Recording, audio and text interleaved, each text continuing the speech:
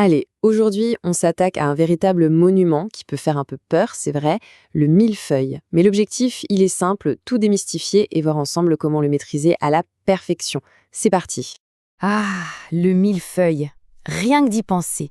Ce bruit, ce croustillant incroyable quand on croque dedans, les couches qui éclatent. Et puis, cette crème pâtissière à la vanille, si onctueuse, si riche. Et bien sûr, le fameux glaçage marbré. Ça, c'est la promesse du millefeuille parfait. Et c'est exactement ça qu'on va décortiquer ensemble, étape par étape.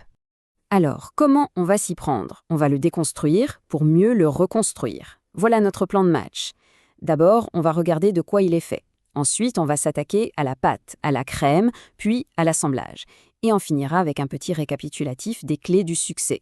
On commence donc par la première étape, révéler le millefeuille. Pour bien le maîtriser, il faut d'abord comprendre ces trois piliers. C'est simple. La pâte feuilletée, la crème pâtissière et le glaçage. Chaque élément a un rôle à jouer pour l'équilibre final. Et voici les ingrédients, bien rangés par catégorie. Ça montre bien cette structure en trois parties. On le voit, les ingrédients en soi sont assez basiques.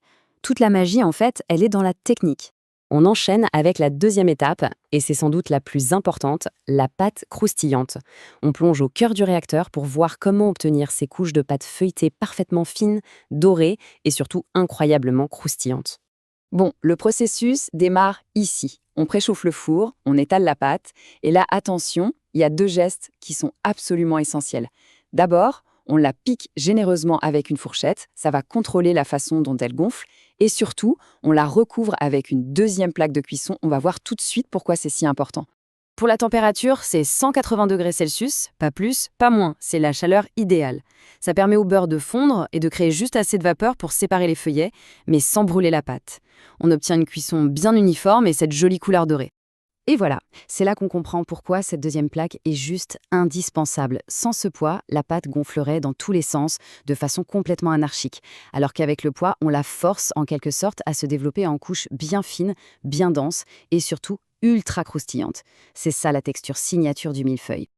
Et là, la petite astuce de pro pour un croustillant et une brillance parfait. 5 minutes avant la fin de la cuisson, on enlève la plaque du dessus et on saupoudre très légèrement de sucre glace. En retournant au four, ce sucre va caraméliser et ça va créer une fine couche vitrifiée qui est juste délicieuse. Troisième étape, la crème parfaite.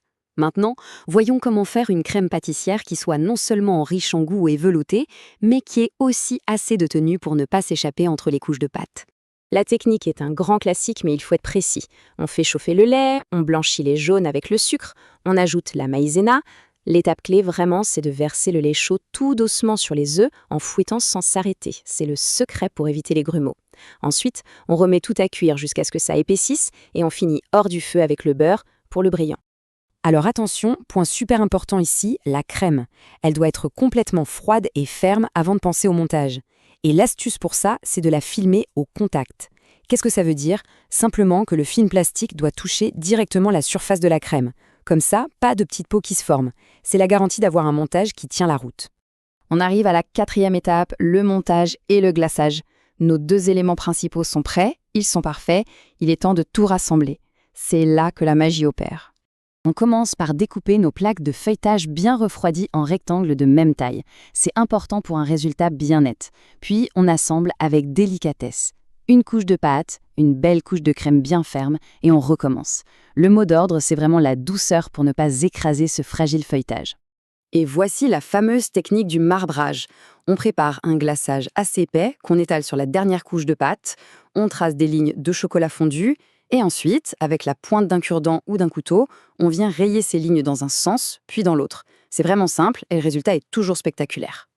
On serait tenté de le manger tout de suite, je sais, mais cette dernière étape de patience, elle est essentielle. Un petit tour d'1 heure ou 2 au frigo va permettre à la crème de se raffermir complètement et à l'ensemble de se stabiliser. C'est ça le secret pour avoir des tranches parfaites à la découpe. Et voilà, on arrive à notre dernière étape, les clés du succès. On va résumer les 3 points vraiment non négociables pour un millefeuille toujours réussi. Alors, les 3 règles d'or à retenir. Numéro 1.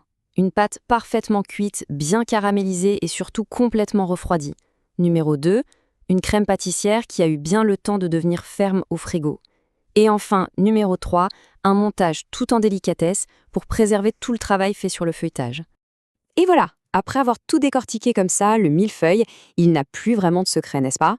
La question, ce n'est plus tellement comment on fait, mais plutôt, bon, quand est-ce qu'on s'y met pour maîtriser enfin cet incroyable classique?